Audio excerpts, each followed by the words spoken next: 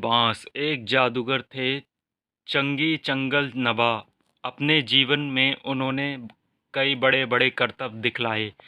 जब मरने को हुए तो लोगों से बोले, मुझे दफनाए जाने के छठे दिन मेरी कब्र खोदकर देखोगे तो कुछ नया सा पाओगे। कहा जाता है कि मौत के छठे दिन उनकी कब्र खोदी गई और उनमें से निकले बांस की टोकरियों के कई सारे डिज़ाइन। लोगों ने उन्हें देखा, पहले उनकी नकल और फिर नए डिज़ाइन भी बनाए। बांस भारत में विभिन्न हिस्सों में बहुत आयात में होता है। भारत के उत्तर पूर्वी क्षेत्रों के सातों राज्यों में बांस बहुत उगता है, इसलिए वहाँ बांस की चीज़ें बनाने का चलन भी खूब है। सभी समुदाय के भरण पोषण में इसका बहुत हाथ है। यहाँ हम खास तौर पर देश के उत्तरी पूर्वी राज्य नागालैंड की बात करेंगे। नागालैंड के निवासियों में बांस की चीज़ें बनाने का खूब प्रचलन है। इंसान ने जब हाथ से कलात्मक चीज़ें बनानी शुरू की, बांस की चीज़ें तभी से बन रही है। आवश्यकता के अनुसार इसमें बदलाव हुए हैं और अब भी हो रहे हैं। कहते हैं कि बांस की बुनाई का रिश्ता उस दौर से है जब इंसान भोजन इकट्ठा करता था।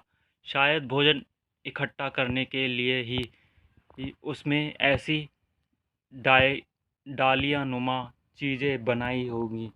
क्या पता बया जैसी किसी चिड़िया के घोंसले से टोकरी के आकार और बुनावट की तरकीब हाथ लगी हो। बांस से केवल टोकरियां ही नहीं बनती, बांस की खपच्चियों से ढेर चीज़ें बनाई जाती हैं, जैसे तरह तरह के चटाइयाँ, टोपियाँ, टोकरियाँ, बर्तन, बैलगाड़ियाँ,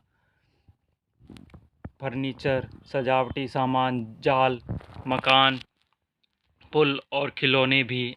असम में ऐसे ही एक जाल जकाई से मछली पकड़ते हैं।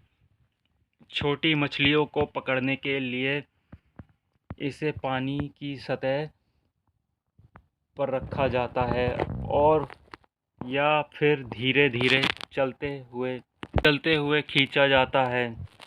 बांस की खपच्चियों को इस तरह बांधा जाता है कि एक शंकु का आकार ले ले। इस शंकु का ऊपरी सिरा अंडाकार होता है। निचले नुकीले सिरे पर खपच्चियाँ एक दूसरे से गुथी हुई होती हैं। खपच्चियों से तरह तरह की टोपियाँ भी बनाई जाती हैं। असम के चाय बागानों के चित्रों में तुम्हें लोग ऐसी टोपियों पहने दिखे जाएंगे और हाँ, उनकी पीठ पर टंगी बांस की बड़ी सी टोकरी देखना ना भूलना। जुलाई से अक्टूबर घनघोर बारिश के महीने, यानी लोगों के पास बहुत सारा खाली वक्त या कहो आसपास के जंगलों से बांस इकट्ठा करने का सही वक्त। आमतौर पर वे 1 से 3 साल की उम्र वाले बांस काटते हैं। बूढ़े बांस सख्त होते हैं और टूट भी जाते हैं। बांस से शाखाएं और पत्तियां अलग कर दी जाती हैं। इसके बाद ऐसे बांसों को चुना जाता है जिसमें गांठें दूर होती हैं। दायों यानी चौड़े चांद जैसी फाल वाले चाकू से इन्हें छीलकर खपच्चियाँ तैयार की जाती हैं। खपच्चियों की लंबाई पहले से ही तय कर ली जाती है। मसलन आसान छोटी चीज़ें बनाने के लिए बांस को हर एक गांठ से काटा जाता है, लेकिन टोकरियाँ बनाने के लिए हो सकता है कि 2 या 3 या 4 गांठों वाली लंबी खपच्चियाँ काटी जाएं। यानी कहाँ से काटा जाएगा यह टोकरी की लंबाई पर निर्भर करता है। आमतौर पर खपच्चियों की चौड़ाई 1 इंच से ज़्यादा नहीं होती। चौड़ी खपच्चियों किसी काम की नहीं होती। इन्हें चीर कर पतली खपच्चियाँ बनाई जाती हैं। पतली खपच्चियाँ लचीली होती हैं। खपच्चियाँ चीरना उस्तादी का काम है। हाथ की कलाकारी के बिना खपच्चियों की मोटाई बराबर बनाए रखना आसान नहीं। इस हुनर को पाने में काफ़ी समय लगता है। टोकरी बनाने से पहले खपच्चियों को चीकना बनाना बहुत ज़रूरी है। यहाँ फिर दाव काम आता है। खपच्ची बाएं हाथ में होती है और दाव दाएं हाथ में। दाव का धारदार सिरा खपच्ची को दबाए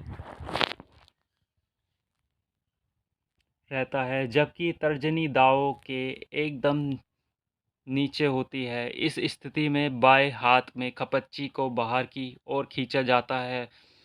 इस दौरान दायां अंगूठा दाव को अंदर की ओर दबाता है और दाव खपच्ची पर दबाव बनाते हुए घिसाई करता है जब तक खपच्ची एकदम चिकनी नहीं हो जाती। यह प्रक्रिया दोहराई जाती है। इसके बाद होती है खपच्चियों की रंगाई। इसके लिए ज़्यादातर गुड़हल, इमली की पत्तियां आदि का उपयोग किया जाता है। काले रंग के लिए इन्हें आम की छाल में लपेटकर कुछ दिनों के लिए मिट्टी में दबा कर रखा जाता है। बांस की बुनाई वैसे होती है जैसे कोई और बुनाई। पहले खपच्चियों को चित्र में दिखाए गए तरीके से आड़ा तिरछा रखा जाता है। फिर बाने को बारी बारी से ताने ऊपर से नीचे किया जाता है। इससे चेक का डिजाइन बनता है। पलंग की निवाड़ की बुनाई की तरह बुनना हो तो हर एक बाना 2 या 3 तानों के ऊपर और नीचे से जाता है। इससे कई सारे डिज़ाइन बनाए जाते हैं। टोकरी के सिरे पर खपच्चियों को या तो चोटी की तरह गूंथ लिया जाता है या फिर कटे सिरों को नीचे की ओर मोड़कर फंसा दिया जाता है और हमारी टोकरी तैयार। चाहो तो बेचो या घर पर ही काम